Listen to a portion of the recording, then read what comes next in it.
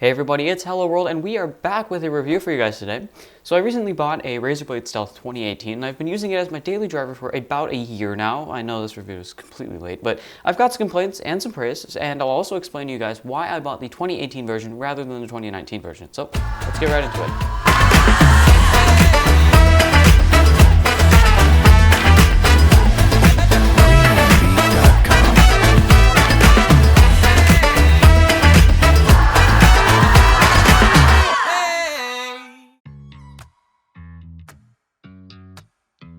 The Blade Stealth is built like a tank. It's made of solid CNC aluminum and has barely any screen or keyboard deck flex. It has a surprisingly nice keyboard considering its somewhat shallow travel, and while it can miss keystrokes, it's nowhere near as bad as some keyboards that I've tried, like the MacBook Pro butterfly keys.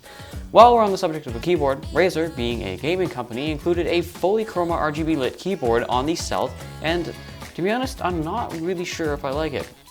While it does look nice and it's colored and such, setting the keyboard to white pretty much renders it completely useless. Because the keyboard has RGB LEDs rather than single white ones, moving your head when the lights are set to white causes the different colors to show up briefly. It doesn't show up on camera very well, so I'm not sure if I can get it on film, but it does happen and it's really annoying. I also don't like how the secondary functions aren't lit up on the keyboard, such as the volume and brightness toggles. Yes, I know the 2019 version has this, but I'll get into why I still bought the 2018 version later. Below the keyboard, we find a fairly nice trackpad. Razer used up all the space that they have down here, and the trackpad is glass-topped and uses Windows Precision drivers. My only issue with it is palm rejection. When I type, my thumb frequently barely grazes the trackpad, and I find it annoying how it can't tell the difference between my fat thumb and a click. Otherwise, the palm rejection works fairly well if you have large objects. Nothing is registered if you have your entire hand on the trackpad, so I guess if you're ever really mad at your computer, I guess it won't register anything.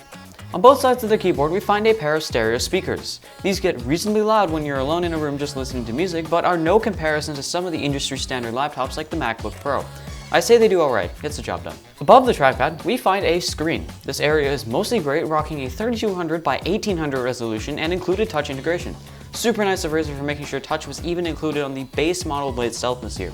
My one complaint here is about how dim the screen is. Topping out at about 400 nits and having a glossy finish, it's frequently impossible to see what's happening on my screen if I'm in sunlight or near a window.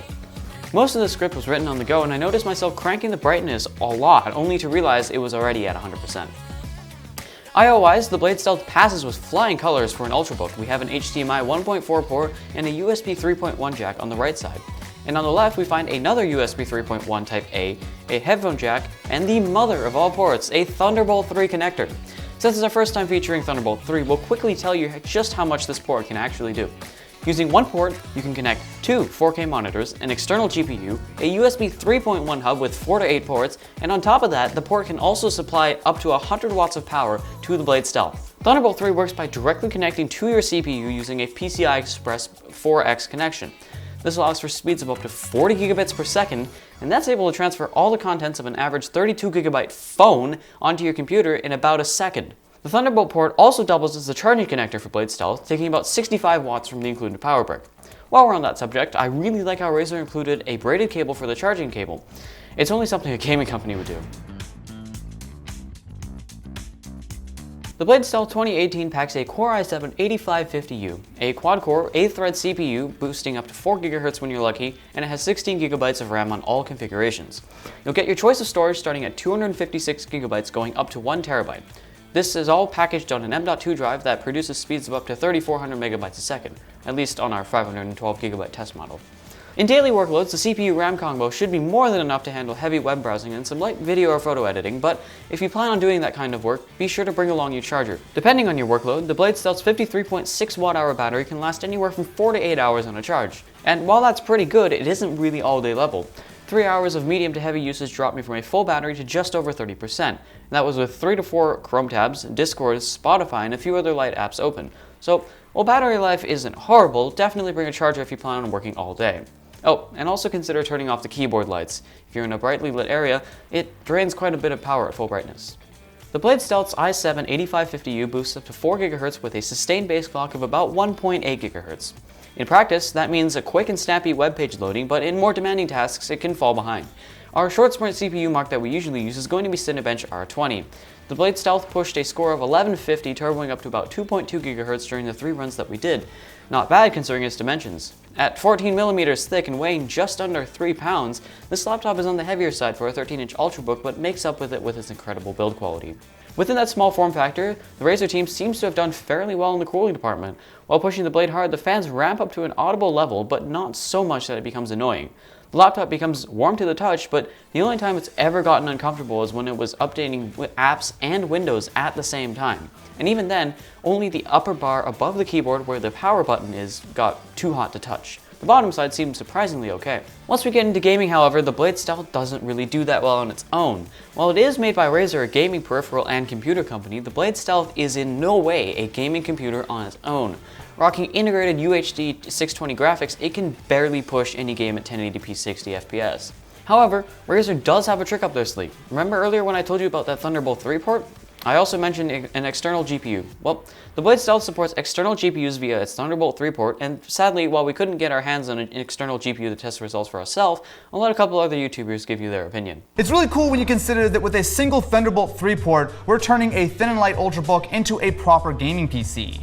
Now sure, you're going to need some other stuff like a monitor and a mouse, although technically, but it makes your game a lot better. But it's so cool to be able to have a small, thin and light laptop that you can carry around all day, have no problems with, and then when you get home, just hook it up and turn it into a full dedicated gaming PC. One that I'm not recommending due to CPU bottlenecks, pairing with a top-tier graphics card on the machine that is arguably more purpose-built for it, the Razer Blade Stealth, given that it can charge off the core, which is pretty cool. A machine, though, that only costs twice as much as the empty core box in the first place. I mean, who has money for a core but not a badass desktop to go alongside their portable machine? I mean, hell, you can even build a badass portable desktop in the Dan A4 SFX case. That's the same size as the core, but with the entire computer in it. So all in all, we gave the Blade Stealth a 7 out of 10 in gaming, as it does push reasonable performance with an external GPU, just at an extremely high price. At that point, you might as well build your own gaming PC. So this one, like the last section, is kind of a mixed bag. At launch, the Blade Stealth cost, in my opinion, way too much. Starting at around $1,700 for the base model and skyrocketing into the 2000s easily, the computer really was not cheap at all. However, at the time of my purchase, I was able to snag the mid-tier 512GB version for a much more reasonable $1,400.